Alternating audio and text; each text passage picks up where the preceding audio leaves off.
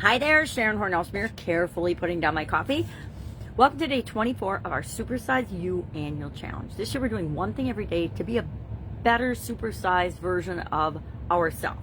Anybody else? Compare yourselves to others?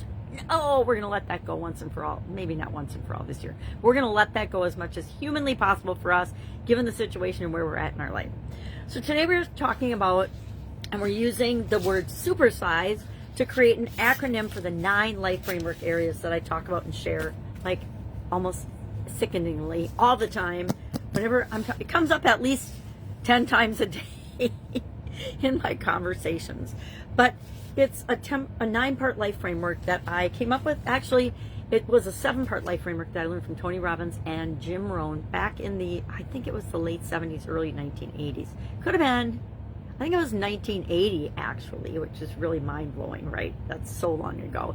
But I learned about it and I started to use it to map out and make some sense of my life. And it's a good thing I did, because I ran into like a 3-year block where I had mega health challenges. I'm not going to go into those today, but needless to say, my life was a very dark room all the time, literally physically a dark room.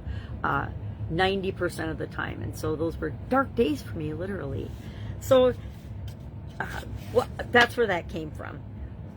In case you think I script my talks every day, this is an example of my notebook for today's talk. It's got intellectual and then the word mental on it, as well as Supersize You day 24 and Supersize Your Business day 24, because this year is the first time I've done an annual challenge and actually I've done little shorter challenges, but an annual challenge for my Supersize Your Business community. And it is now a community on the school platform. We are just forming right now, and so I'm still taking founding members, which means it's free.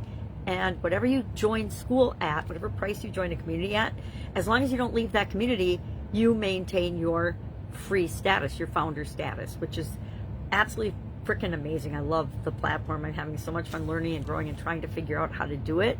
It's like jumping into any new thing. But some of the things that are helping me the most is I can streamline. I already decided I'm going to add the Supersize You annual challenge to that community, as well as Supersize Your Business. And so it's going to be the same topics every day, but a slightly different focus in terms of what is most important to you and a higher priority right now. So came up with this little supersize, since it's 9 letters, 9-part life framework match. And some days like today are not perfect, but if I use the word intellectual, that refers to mental, so it is now the category for our mental health and well-being.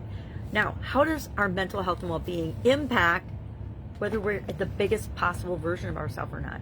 Well, I wrote down a couple of things in terms of how it impacts us on a personal level.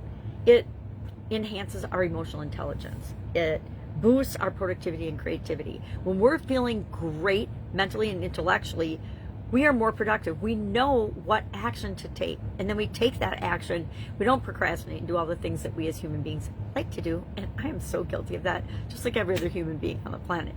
When I'm stretching my comfort zone, or I'm at the edge of my comfort zone, all kinds of junk will start throwing itself at me, and I'll pay attention to that instead of the thing that I really need and want to do to move my life in the direction I want it to go. It promotes resilience. Having a strong mental health and well-being, having a positive mindset, an open mindset, a flexible point of view or perspective, all of those things help us whenever we face a challenge or a setback or an obstacle or a roadblock or a problem. I don't like to use the word problem that much, because if I'm focusing on the problem, I'm not looking for or creatively finding solutions. So we have a saying in my little nuclear family: we are a problem-solving family. Learned it from a Spirited Child book, and I love it, because if we're a problem-solving family, that means nothing is going to stop us, nothing's going to get in our way. So I would say adopt a problem-solving philosophy, meaning I'm focusing on the solutions, not on the problems themselves. Because guess what? When we focus on the problems, we get more of them. Maybe it comes in a different color, shape, size, or experience, but it'll just keep coming until we deal with it. That's why I love this area of the life framework so much. It is actually, if I couldn't work on any other area of the life framework, and I I mentioned I had some health challenges. During that period of time, the only time I spent besides going to doctors was on personal development things. And that is literally what got me out of that situation. Was I figured out that all of the experts were not going to fix me because they had no clue what they were doing, literally no clue. I mean, they were guessing and giving me prescriptions that interacted with each other. It just plain sucked.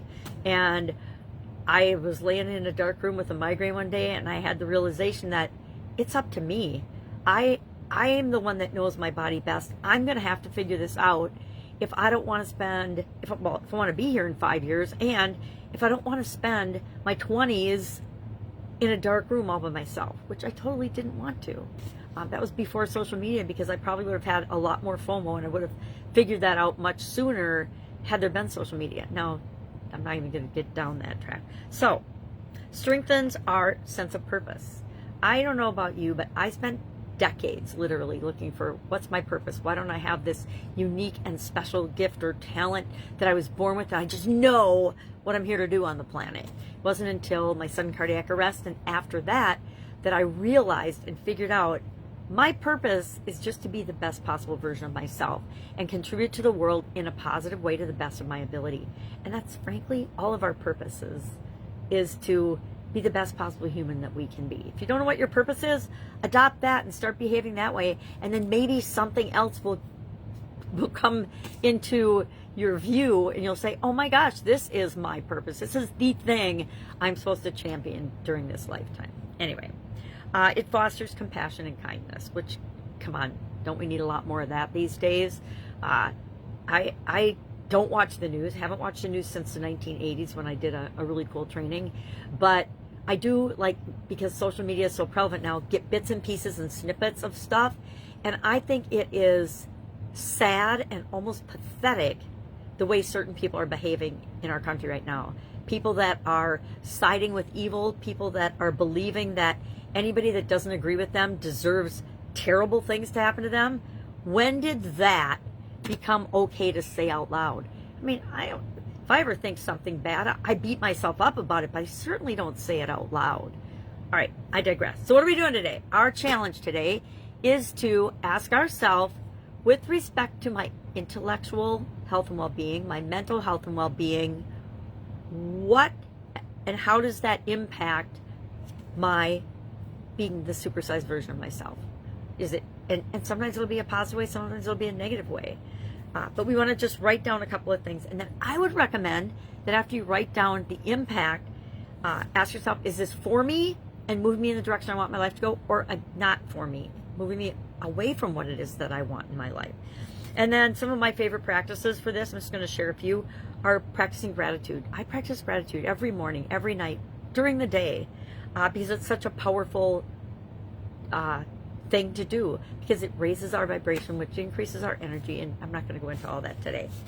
Mindfulness is another way, being present, being in the present moment. I will admit, I spent probably the first 4 to 5 decades of my life not living in the present moment. What a waste of time. What a waste of life and experiences. Prioritize rest and sleep, which I noticed I have not been doing lately. Couldn't tell by the bags under my eyes. Celebrate your wins. Celebrate what's going well in your life, because you want to create more of that. I don't like this one. I say set big, hairy, audacious goals. I wrote down achievable, but if we only set little achievable goals, we're not stretching our comfort zone, and we're certainly not becoming the supersized version of ourselves. And then finally, limit negative influences like social media, the news, negative people, people that have negative energy vampires, whatever you want to call them. Limit their impact on you, because guess what? They do impact you. Especially the more energy sensitive you are, the more they impact you. All right, that's all I've got today. How mental, intellectual health and well-being impacts your ability to supersize you. Share one thing in the comments below from doing this exercise. I will do the same. Go out, make it an awesome day, and know I'll be with you tomorrow. Have a great day.